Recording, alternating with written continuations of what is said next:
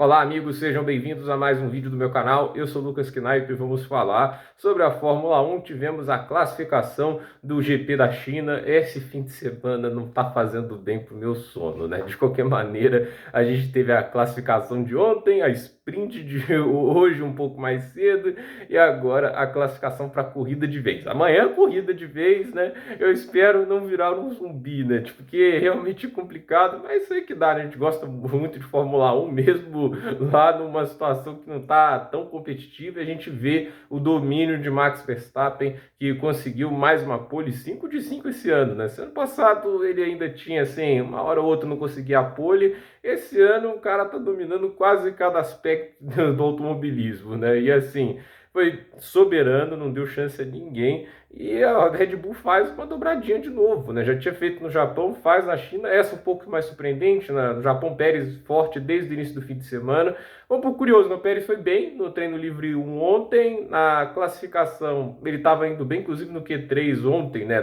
Falando da classificação da sprint. Ele teve a chance de ficar até a frente do Max, mas não conseguiu aproveitar. E assim, ele começou muito mal essa classificação, né? Quase foi derrubado no Q1, mas recuperou-se, né? A primeira volta dele de Q2 foi bem preocupante, parecia aqueles momentos que ele ficava muito atrás, mas depois conseguiu recuperar parte da distância que ele estava, né? Tipo, não tudo, né? Ele ainda fica aqueles 3 décimos atrás, mas de qualquer maneira é o suficiente aí para ele ficar em P2 e é uma boa posição para começar a corrida, né? E assim, a gente não fala apenas da graça, a gente fala da desgraça primeiro aqui, primeiro do Q1.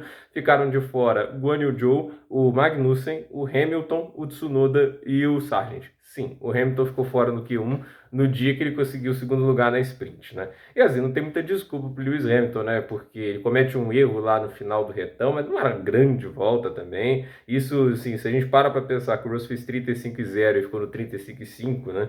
É uma coisa complicada, né? O Hamilton não pode ficar muito feliz, né?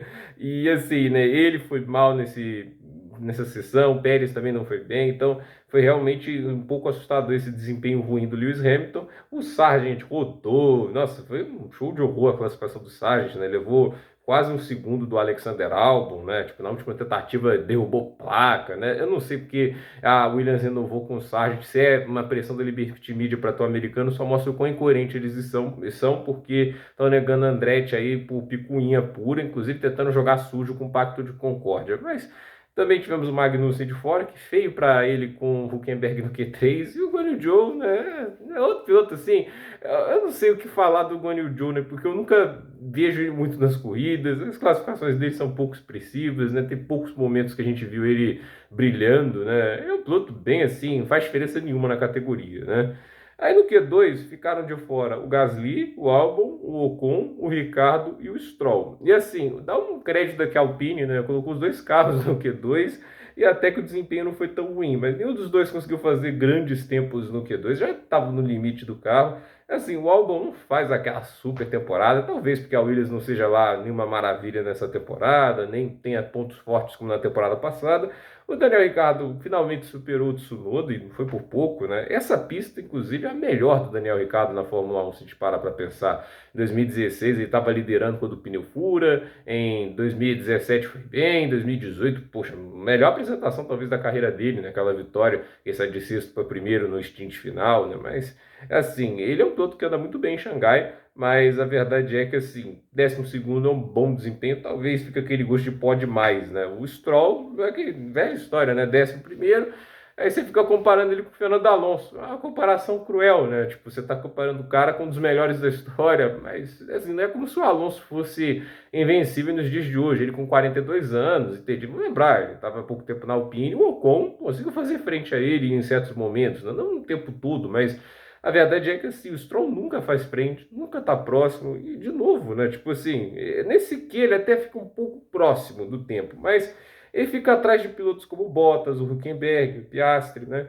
E essa era uma classificação, inclusive, que o Pérez estava correndo riscos, né? Porque não tinha feito uma grande volta, mas depois no final conseguiu ali um tempo de 1,34,0 e ficou próximo ali do Max Verstappen relativamente, né?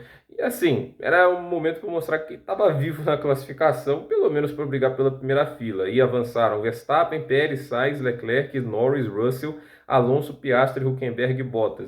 Nota para o Sainz, que causou uma bandeira vermelha, me tirou alguns minutos de sono, porque nem para bater ele bateu de verdade, né? Ele voltou para a pista, ele só quebrou o bico mesmo, né? Não foi na última curva, agressivo demais, agora tem brita na última curva. Tempos atrás não tinha, né? Ali era puro asfalto, né? E aí, quando você ataca demais, brita, o carro vira para dentro e pode causar um acidente forte, dependendo do que acontece, né? Aí no Q3 a gente teve ali o Verstappen já conseguindo uma grande primeira tentativa e assim, né, alguns pilotos foram tentando, o Pérez fez o segundo tempo e depois o Alonso superou ele, o Alonso muito bem, né, no Q3. E assim, a gente teve depois da segunda tentativa, o Verstappen melhorou ainda mais, um 33,660, disse que estava super confortável no carro, visto que foi sprint hoje, dá para acreditar muito nele.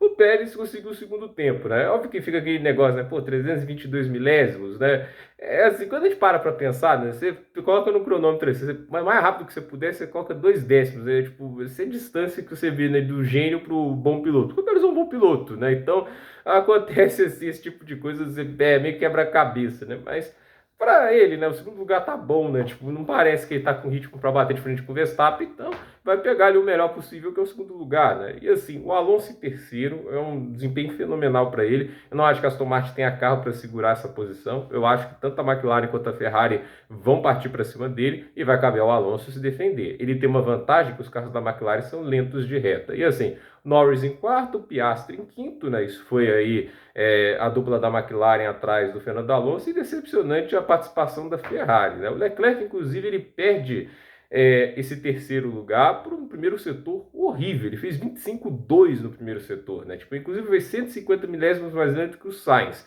No resto da pista ele conseguiu recuperar essa distância e no ator ficou à frente do Sainz na classificação, né? Inclusive o segundo setor chegou a ser o melhor de todos em um certo momento até o Verstappen abaixá-lo. Mas assim, o Leclerc, sendo o piloto que é em classificação, ele não está surpreendendo tanto, mas pelo menos para ele fica à frente do Sainz.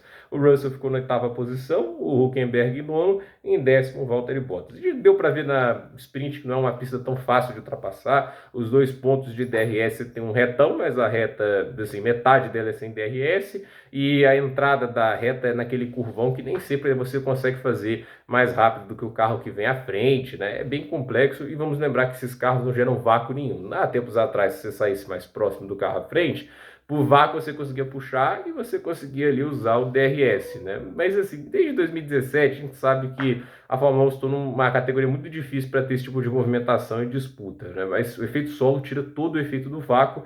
Com isso, sim, vai ter que, para conseguir uma ultrapassagem, né, saiu muito próximo na última curva, e aí tentar uma ultrapassagem, usar a tangência da primeira, né, porque vamos lembrar, a reta de largada não é muito comprida, né, o DRS é quase assim da linha de chegada até o final, mas são 3, 4 segundos de DRS, não é muita coisa, e obviamente o retão é o grande ponto de ultrapassagem. Tem uns pontos ali, por exemplo, vou considerar a última curva do primeiro setor, né? Tipo, você tem a primeira curva, né? Que tem toda o contorno, aí você começa a fazer aquela descida e tem aquela freada forte. Quando você normalmente sai próximo ali, você pode tentar um mergulho por dentro. Mas de resto, não tem muitos pontos de ultrapassagem.